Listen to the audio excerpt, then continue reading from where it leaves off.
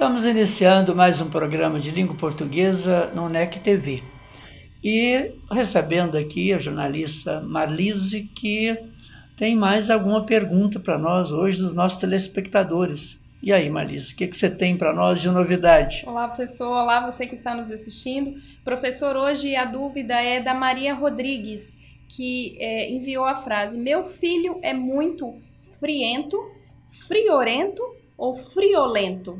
E agora, professor? Pois é, são três palavras interessantes, né? Olha, nós queremos agradecer aí a participação da nossa telespectadora e, de verdade, é uma situação mesmo complexa, porque essas três palavras são constantemente usadas e elas estão todas certas, de verdade, né? Só que, para você utilizar aí uma linguagem para universitários, para você utilizar uma linguagem numa sala de aula, você vai ter que dizer que o meu filho é friorento. Meu filho é friorento, ou aquela pessoa é friorenta. Ou seja, é uma pessoa que sente muito frio. E claro que nós chamamos isso dessa linguagem padrão, né, que deve ser utilizada na língua portuguesa. Portanto, repetindo, friorento. E, ao mesmo tempo, na linguagem popular, é muito comum você falar assim, você diminui a palavra, que é muito comum na língua, falar assim, meu filho é friento. Né? Friento, quer dizer, você já diminuiu ali um pouco essa palavra, que é normal mesmo no processo de comunicação mais rápida, portanto, na linguagem popular. E o friolento, que também é muito utilizado, principalmente em Portugal, e também na linguagem popular de Portugal. Portanto, nós, a princípio, a gente diria que todas elas estão certas, embora vai depender, assim, do local e para quem que você está utilizando essas palavras. Então, nós aconselhamos, né, se você está aí no meio mais culto, você está utilizando a linguagem, você vai falar sempre o friorento. Tá ótimo, professor. Muito obrigada. E muito obrigada, Maria Rodrigues, pelo envio da sua dúvida. Você que está nos assistindo pode fazer da mesma maneira. Enviar para esse endereço que está aparecendo aqui na sua tela e também contribuir com o programa Língua Portuguesa. Professor, vamos à nossa placa de hoje, que ela está gerando até um pouquinho de polêmica aqui, de tão difícil que está para a leitura, né? Eu vou ler a forma como ela está escrita. Estufamo, espaço, todo tipo de, tudo junto, né? Bancos, hífen, de, hífen, via, espaço, tura, espaço, hífen e cadeira. Nosso Deus! De verdade, Marisa, essa placa, ela é também confusa, não é isso? E a finalidade das placas, nós sabemos que é de uma comunicação rápida. Quer dizer, as pessoas, né, quando colocam uma placa aí no seu estabelecimento de ensino, de comércio ou qualquer outro estabelecimento, ele tem a finalidade de a pessoa passar assim, que seja a pé ou de carro, mas é ler.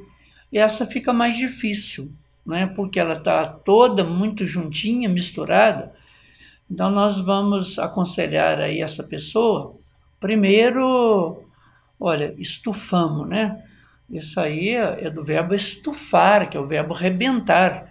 Quer dizer, pode ser que antes de você terminar aí o seu banco, ele vai estufar, não é isso? Vai se arrebentar.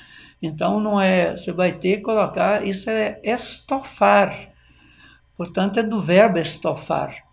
E como a sua intenção foi de colocar isso na primeira pessoa do plural, que é, olha, nós que estamos aqui trabalhando, nós estofamos, substitui o U por O, estofamos.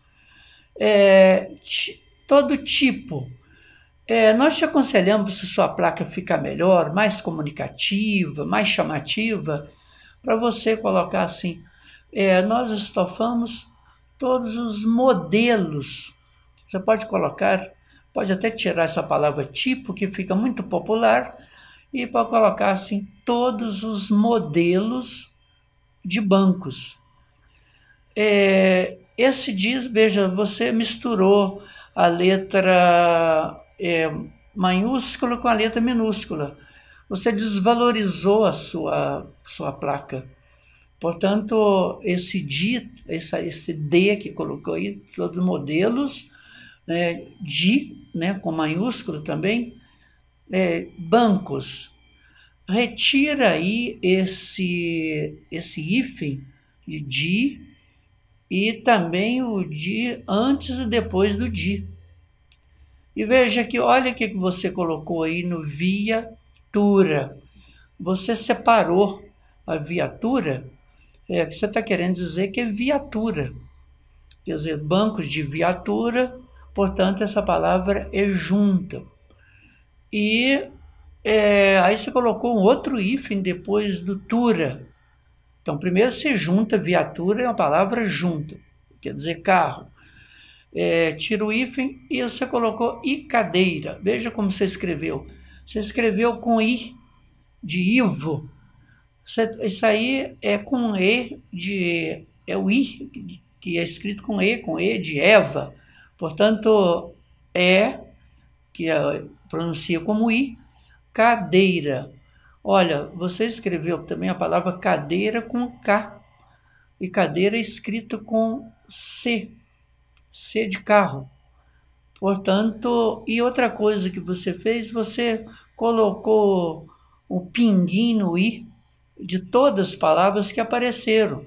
Aí no tipo, que nós estamos mudando para modelo, sugerindo isso, no i de via e também nesse i que apareceu aí de cadeira. Portanto, quando você escreve o i maiúsculo, letra maiúscula, não tem o acento, quer dizer, o próprio computador já faz isso para você, né? Ele não tem esse pingo. Só você é obrigado a pingar duas letras na língua portuguesa, que é o i e o j minúsculo. Então, todos os dois minúsculos. Portanto, nós te aconselhamos você colocar assim: estofamos todos os modelos de bancos de viatura e cadeiras, né? Você pode colocar porque são os modelos, né? Então, são várias cadeiras que também você coloca, você vai estofar. Portanto, fica assim feito a correção. E nós queremos desejar um bom trabalho para você e um bom comércio. Portanto, a correção é esta. Muito obrigada, professor, e agradecer você que tem enviado as placas e as suas perguntas e dúvidas aqui para o programa. Continue enviando e acompanhe também os outros programas na internet e na UNEC TV. Muito obrigado aí pela sua participação. Nós estamos encerrando aí nosso primeiro bloco do programa e daqui a pouquinho estaremos recebendo aqui a professora Cláudia Cardoso, que é a coordenadora do curso de Letras do Centro Universitário de Caratinga, que vai trazer também alguma novidade para o nosso programa de hoje. E eu quero te convidar para não sair daí.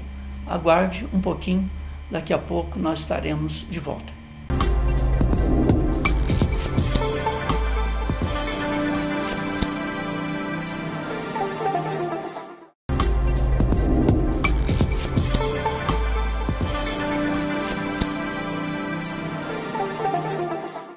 Estamos iniciando aqui o segundo bloco do nosso programa de língua portuguesa no NEC TV e recebendo aqui a professora Cláudia Cardoso. Seja bem-vinda, professora. Obrigada. Professora Cláudia, coordenadora do curso de Letras do Centro Universitário de Caratinga, e hoje ela está trazendo um assunto que nós consideramos de muita importância e que às vezes também é motivo de muita crítica, né, que nós chamamos de hipercorreção, né, essa correção em exagero. Então, professora, o que você tem para dizer para nós sobre essa hipercorreção? Bom, como o senhor já disse, a hipercorreção é uma correção exagerada, é uma ultracorreção. E é um fenômeno, né, um fenômeno sociolinguístico que tem a ver com o excesso de correção que o falante faz, né, na sua língua, na sua escrita, ao se expressar. Quando ele usa, né, desse elemento, ele acaba errando muito mais.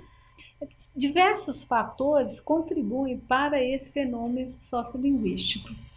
Um deles é a tentativa do falante de aproximar a linguagem dele a uma linguagem culta, a uma linguagem padrão.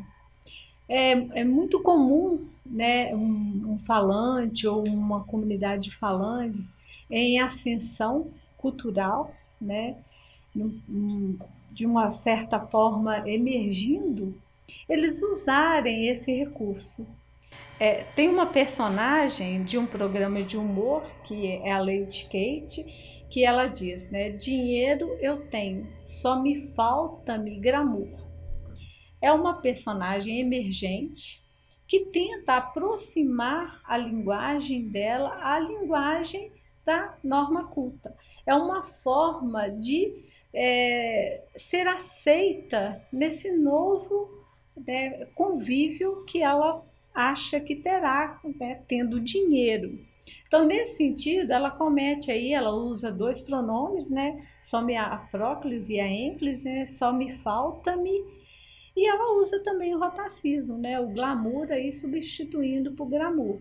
E nessa tentativa, muitos falantes, né, cometem mesmo erro, como, por exemplo, a troca do i pelo e, né, quando nós ouvimos com muita frequência as pessoas falarem privilégio, né, a troca aí do i pelo e, o privilégio, porque na norma culta nós usamos uma série de palavras que são terminadas com E, por exemplo, leite, né, escreve-se com E, mas a pronúncia é com I.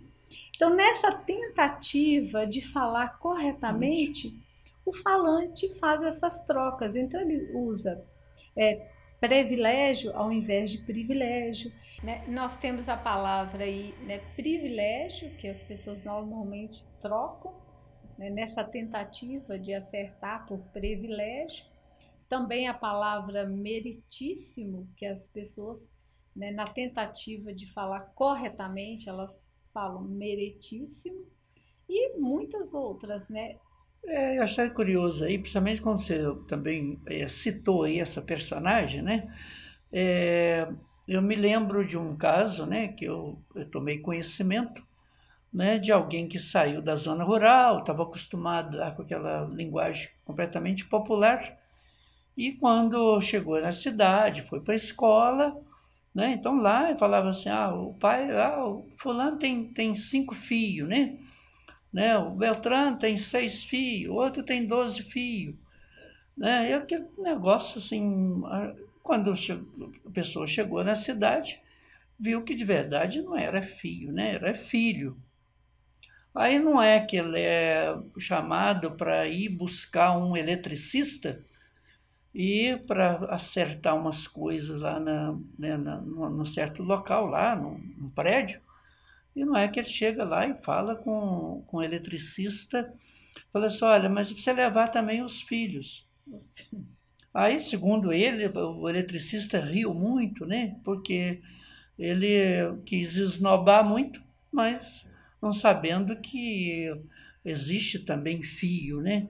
Quer dizer, existe filhos, que é uma coisa, mas existe o fio também, que é utilizado aí na eletricidade, né? Sim. Então, eu acho que pode encaixar aí, né, professor? Bem, sem dúvida, né? Assim como tem, né, a teia de aranha, né, que é muito comum você encontrar falantes que falam a telha de aranha, porque eles são corrigidos quando eles falam o telhado, né, que seria o telhado. Então, faz essa analogia.